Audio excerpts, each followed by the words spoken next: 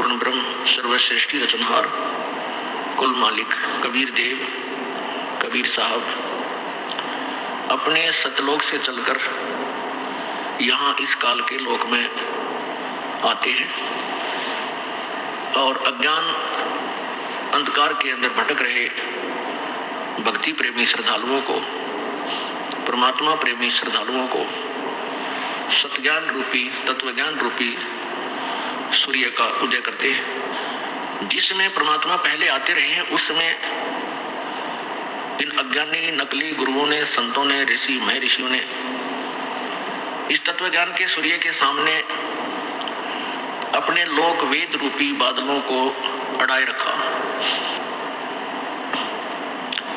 इस तत्वज्ञान का प्रकाश पृथ्वी पर नहीं फैलने दिया। अब परमात्मा ने यह समय निर्धारित किया कि जब कलयुग की बिजली पीढ़ी आवेगी उस समय इस तत्वज्ञान की ऐसी आंधी उठेगी, ऐसा तूफान लाएंगे कि ये अज्ञान के बादल कहीं के कहीं भाग जाएंगे। वो समय आ गया है। पहले चरण में, कलयुग के प्रथम चरण में परमात्मा सन 1398 में बनारस अर्थात काशी शहर में एक लहर तारा नामक तालाब में विकसित कमल के फूल पर एक शिशु रूप धारण करके विराजमान हुए थे। वहां से नीरू नीमा नामक एक जुलाहा दंपत्ति उनको उठा ले गए थे और उन्होंने उनकी उस लीला में परमेश्वर के बाल्यकाल की परिवृष की थी, पुत्रवत परिवृष की थी। तो वो पहला चरण था जो परमात्मा सन 1398 से सन 1518 तक 120 वर्ष रहे और वो तत्वज्ञान जो वेदों, गीता और पुराणों से भी आगे का है और पुराणों और वेदों वाला भी इंक्लूड है, उसमें समावेश है, वो तत्वज्ञान अपनी अमृतवाणी के द्वारा 600 वर्ष पहले बोला था। उसमें इन अज्ञानियों ने, नकली संतों, गुरुओं, पीरों ने परमात्मा के इस यथार्थ ज्ञान को जनता तक नहीं जाने दिया, ये कहकर कि कबीर अशिक्षित है, इसको अक्षर ज्ञान नहीं है, ये संस्कृत भाषा से परिचित नहीं है, इसलिए जो कुछ भी ये बोल रहा है ये वेद विरुद्ध बोल रहा है, सदग्रंथों के विरुद्ध बोलता है, इनकी बातों में मत आना। तो उसमें भक्त समाज, मानव समाज संस्कृत भाषा से परिचित नहीं था, अशिक्षित था। इस कारण से ये अंधकार के बादल, अज्ञान रूपी अंधकार के बादल अभी तक अड़े रहे। तो उसमें परमात्मा ने यही देखा था कि मैं अब यहाँ आया हूँ, तो वो लीला की परमात्मा ने जो परमात्मा किया करता है, जैसे प्रभु प्रत्येक युग में आते हैं, अपनी लीला करते हैं, वही लीला प्रभु ने उस समय की जब वो कलयुग के प्रथम चरण में आए थे। परमात्मा उस समय प्रकट होने का उद्देश्य प्रभु का ये था कि आने वाले समय में बिचली पीढ़ी में जब समाज, मानव समाज शिक्षित होगा, सदग्रंथों को पढ़ेगा, तो उसको पहचान बन पाएगी कि परमात्मा के विषय में वेद भी यही बताते हैं जो परमेश्वर ने 600 लगभग 550-600 वर्ष पहले स्वयं प्रकट होकर के वही लीला की थी जो प्रत्येक युग में करते आते हैं। तो वहां मगहर से सहशरीर गए थे परमात्मा। मगहर एक स्थान है, एक कस्बा है, गोरखपुर शहर से 30 किलोमीटर की दूरी पर। उस मगहर स्थान से परमात्मा सहशरीर गए थे सतलोक में। उसमें लगभग कई हजारों की संख्या में वहां दर्शक थे। मगहर रियासत का नवाब बिजली खां पठान और काशी शहर का, काशी का नरेश वीरदेव सिंह बघेल और उनकी सेनाएं तथा परमात्मा के कुछ अनुयायी जो शेष बचे हुए थे, वैसे दर्शक, ये सभी देख रहे थे परमात्मा वहां से सहशरीर गए थे। तो उसमें वो प्रथम चरण था और अब ये द्वितीय चरण अर्थात बीचला चरण है, बीच वाला, मध्य का। और इस समय के बाद जो लास्ट होगा वो अंतिम कलयुग का अंत जो होगा, लास्ट शेष जो समय होगा इस कलयुग का, तो वो अंतिम चरण होगा। तो प्रथम चरण में मगहर से परमात्मा लीला करके मगहर से सतलोक गए थे, काशी में सहशरीर आए थे और मगहर से सहशरीर चले गए थे। तो मगहर जो है वो स्थान, मगहर में आए थे, वो समय प्रथम चरण था, पहली पीढ़ी थी। उसमें धर्मदास जी को ये तत्व ज्ञान सारा बता कर, लिखवा कर कहा था कि अभी इस तत्व ज्ञान को तो जिक्र नहीं करना, क्योंकि ये ज्ञानी जो नकली गुरु हैं ये इस ज्ञान से परिचित हो जाएंगे, इनके पास सतनाम देने का अधिकार है नहीं, और ये ज्ञान वही सुनाते रहेंगे और मंत्र कुछ और देते रहेंगे, तो ये प्यारी आत्मा काल के जाल में फंसी रह जाएगी। जब पिछली पीढ़ी आएगी उस समय इस तत्व ज्ञान से पूरे भगत समाज को परिचित कराएंगे और वो उसमें शिक्षित होंगे, ताकि वो स्वयं अपने सदग्रंथों को आंखों देख करके संतुष्ट होंगे और परमात्मा यानी कबीर जी को पहचान लेंगे। तो पुण्यात्मा, अब ये पिछली पीढ़ी चल रही है। इस पिछली पीढ़ी में जो पुण्यात्मा इस दास के माध्यम से इस तत्व ज्ञान को स्वीकार करके और आजीवन साधना करते रहेंगे, डगमग ना होंगे, वो सभी उस सुखमय स्थान में चले जाएंगे, सतलोक स्थान में चले जाएंगे, जहां पर ना ये जीव मरता है ना वृद्ध होता है। ये दो ही बड़े भयंकर कष्ट है इस प्राणी के ऊपर, एक तो मृत्यु और दूसरा बुढ़ापा, और अन्य जो रोग हैं, कष्ट हैं, वो भी इसके ऊपर अभिशाप ही है। तो वहां कोई भी कष्ट आपको नहीं होगा। पुण्यात्माओं, इस काल भगवान ने, इस ज्योति निरंजन ने, जो ब्रह्मा विष्णु महेश का पिताजी है, इसने सभी प्राणियों को मिसगाइड किया हुआ है, भ्रमित कर रखा है। इसने यथार्थ ज्ञान पूर्ण परमात्मा के बारे में ऊपर नहीं आने दिया, जिस कारण से प्रत्येक प्राणी इस काल के जाल को ही अपना अंतिम डेरा मान चुका है, अंतिम स्थान मान चुका है, और जन्म और मृत्यु के प्रोसीजर को फाइनल मान चुका है कि ये तो ऐसा ही चलेगा, ऐसा ही होता है, सभी के साथ हो रहा है। अब परमात्मा के उस यथार्थ ज्ञान में और वेदों, पवित्र गीता जी, पवित्र वेदों पुराणों में वही ज्ञान प्राप्त हुआ आज जो परमेश्वर ने 600 वर्ष पहले अपनी अमृतवाणी में बताया था, उस सच्चिदानंद घन की वाणी में बताया था। तो पुण्यात्माओं, सौभाग्य है आपका जन्म इस पिछली पीढ़ी में है। दुर्भाग्य है उन प्राणियों का जो अब जन्म भी इस पिछली पीढ़ी में मानव शरीर है, लेकिन वो परमात्मा को पहचान नहीं रहे, परमात्मा की शरण ग्रहण नहीं कर रहे। उनका मानव शरीर भी ठीक पीक टाइम में है, लेकिन दुर्भाग्य है उन लोगों का। परमात्मा कबीर जी हमें आकर के क्या बताते थे? राम नाम रटते रहो, राम नाम रटते रहो, जब तक घट में प्राणी, कदे तो दीन दयाल के भनक पड़ेगी कानो। कबीर लूट सको तो लूटियो, राम नाम की लूटे, पीछे फिर पछताओगे, प्राण जाएंगे छूट। नहीं भरोसा देह का, विनस जावे छन माही, श्वास उश्वास में नाम जपो, और यतन कछु नाही। कबीर श्वास उश्वास में नाम जपो, व्यर्थ श्वास मत खो, ना जाने इसे श्वास को, आवण हो के न हो। वो पृथ्वीपति चकवे गए, जिनके चक्कर चलंत, रावण शरीखे कौन गिने, ऐसे गए अनंत। सर्व सोने की लंका होती, रावण से रणधीरम, एक पलक में राज बिराजी, वो जम के पड़े जंजीरम।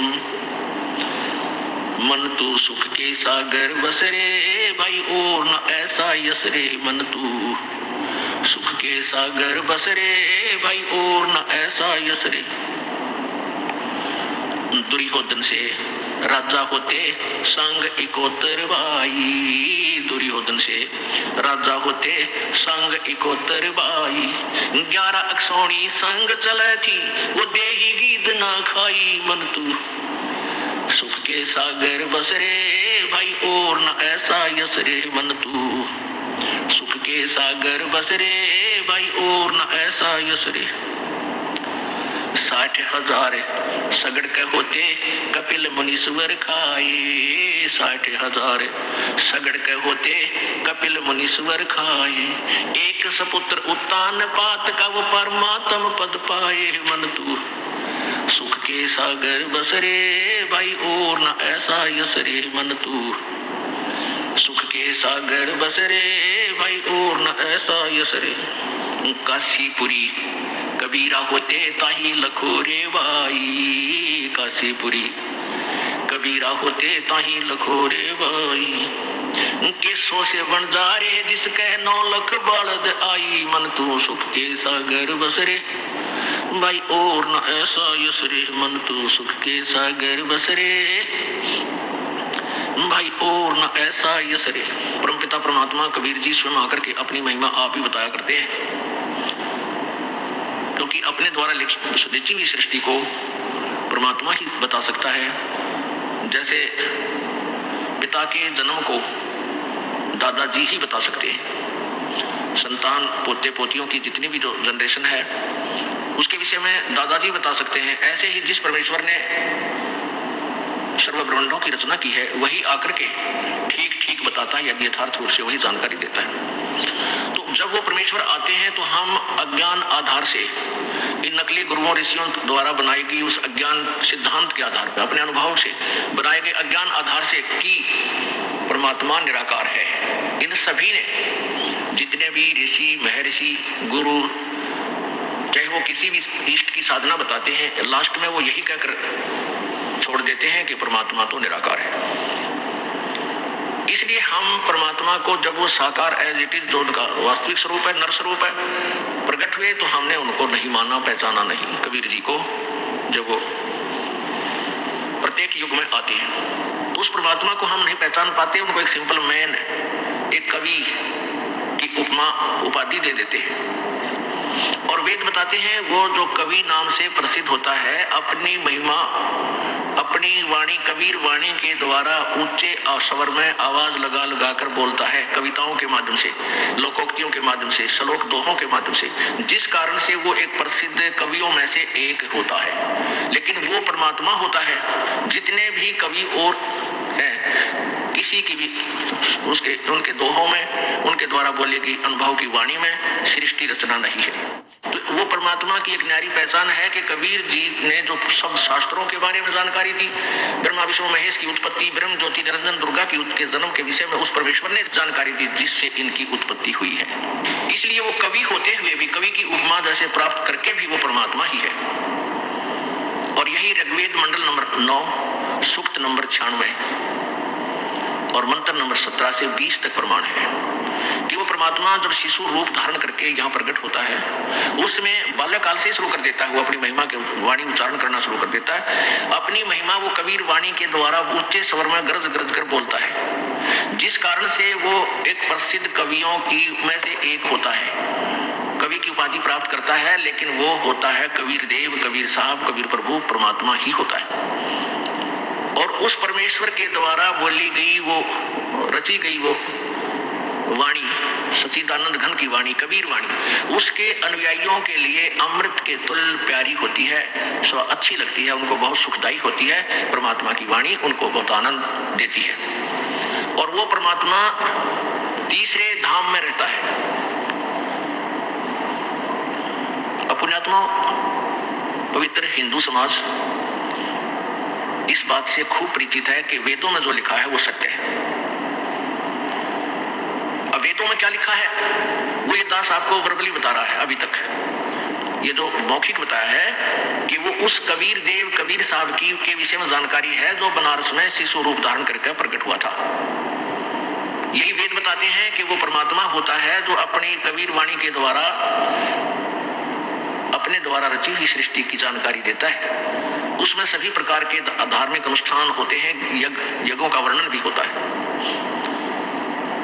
और वो परमात्मा तीसरे मुक्ति धाम में रहता है, तीसरे धाम में, अब तीसरे लोक में रहता है, स्थान पर रहता है। जैसे प्रथम लोक है ये ब्रह्म का, ज्योति निरंजन का, जिसको क्षर पुरुष बोलते हैं। क्षर हम इसमें संत भाषा में उसको क्षर पुरुष बोलते थे समझाने के लिए। क्षर माने नाशवान। और दूसरा अक्षर पुरुष, इस क्षर पुरुष के हैं 21 ब्रह्मांड, ये एक धाम एक लोक कहलाता है। और अक्षर पुरुष यानी परब्रह्म के, इसके 7 शंख ब्रह्मांड है, 7 शंख ब्रह्मांड का एक लोक कहलाता है, एक स्थान, उसका क्षेत्र। तो इन दोनों से अलग जो तीसरा मुक्ति धाम है वो सतलोक है। तो वो परमात्मा ऊपर सतलोक में रहता है। ऊपर के जो सतलोक, अलखलोक, अगमलोक और अकय अनामी लोक, ये अकय और अनामी एक ही है। ये चारों लोकों का जो एक, ये भी एक लोक कहलाता है, एक स्थान कहलाता है। ये अमर सनातन परम धाम कहलाता है, अमर लोक कहलाता है। इसको 4 भागों में विभाजित किया गया है। तो वो परमात्मा ऊपर के तीसरे लोक में रहता है।